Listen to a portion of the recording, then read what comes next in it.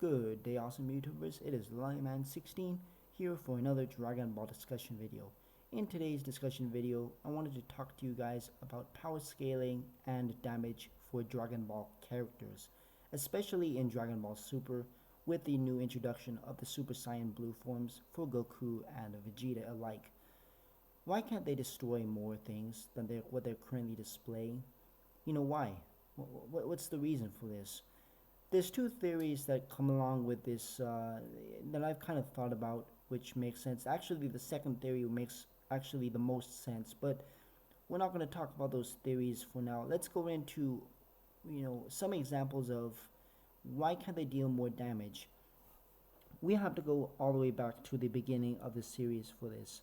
And I mean, I'm not talking about Dragon Ball because although there is some scenes, for example, when Piccolo used his Makanko Sappo against the moon, that was actually in Dragon Ball Z, but when Muten Roshi, used his Kamehameha to blow up the moon, and he's supposed to be way weaker than any of the other characters, why can't they deal more damage? And another example of this is going back to Vegeta in the early days of Z, when he used his Gallic Gaho, or his Gallic Gun, against Goku in the Saiyan arc. He said it was supposed to obliterate the planet, and it didn't. And later on, when Raccoon was fighting Vegeta, their power was enough to alter planet Namek.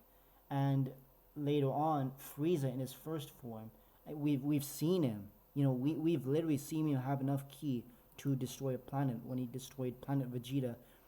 And his battle with Goku, in his battle with Vegeta in his first form, was not even, it just shook the earth, shook the planet a little bit. It didn't really do much damage. While earlier on, his finger can create enough ki to vaporize planet Vegeta. So again, really a lot of inconsistencies here. And the only really good solid,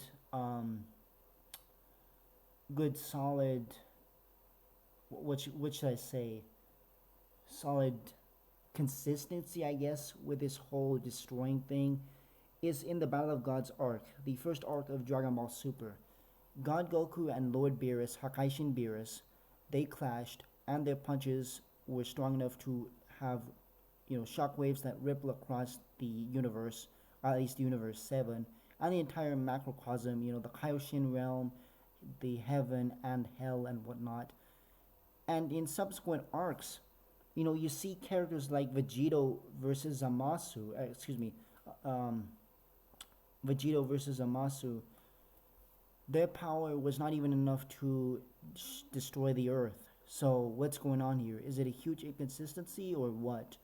Well, my answer to that is, yeah, it's kind of an inconsistency because, obviously Dragon Ball is an extremely inconsistent show with its writing, with its plot, with its characters, with its power scaling and whatnot.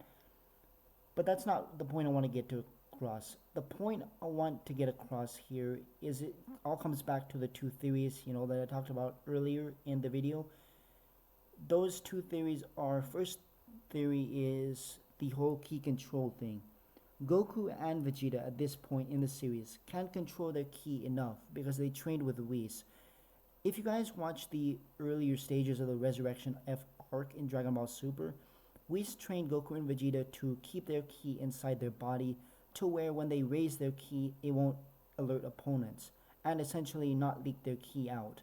And I think this is important because when you leak your ki out, it creates essentially it's so much energy that it destroys things around you. And Whis tells them to control their ki, and that's what's led to the Super Saiyan Blue forms in the first place. Control their ki enough to activate this new form because it has great ki control, and that led to the whole Kaioken thing with Goku. But aside from that, this is what I think, and although it does make sense in some aspects, it doesn't make sense in other aspects. Let me tell you guys why. In the Buu saga, when Super Buu was fighting Vegito, in that fight, when it's Super Saiyan Vegito versus Super Buu with Gohan absorbed, I mean, their attacks were not really destroying much, except for the fact when Super Buu used his power to essentially, he was he's going to destroy everything with his ki, and SS Vegito stopped him. But other than that, again, it's very consistent because every character at this point should have a power to destroy at least a planet, and they don't. So why is this? Well, this leads me to the second theory. The first theory being ki control, the second theory being just plot and storyline. Let me explain here. Geekdom and Herms made a video about this, I think recently. They talked about this, and I kind of want to sum up the points and give my thoughts about, that video, at least the latter portion of the video, when they talked about power scaling. Really what it comes down to is just the fact that if characters blow up planets with every attack, it gets to the point where it's completely ridiculous. They can't be fighting and everyone just dies instantly because of their power. Essentially, that's what's supposed to happen, but consistency and storytelling, they don't really go hand in hand, because if you really do that, it just gets to the point where everything is ridiculous. I mean, at this point, with every punch, it should destroy a universe. And if you do that, everything will be destroyed in one single punch. So you can't really have that. And that's the real crux of this issue here, is do you want consistency, or do you guys want, good storytelling? If you have good storytelling, you show their power occasionally, and you show their power, how far they've progressed and stuff. For example, when Goku fought Lord Beerus in the Battle of Guards arc, I'll bring that one up again, it showed the power of the new form, whereas now it shows ki control, with the new stuff with the Super Saiyan Blue forms. So it's consistency versus storytelling. Do you want to be consistent with a power? In that case, then have everything be destroyed in a single punch. Or do you want good storytelling, where you only show the power sometimes to emphasize on power growth and etc.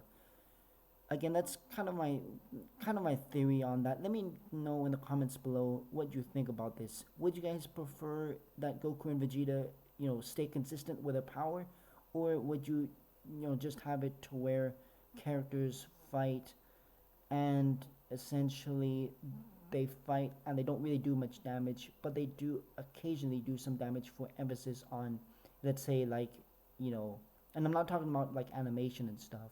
I'm just talking about, specifically the characters.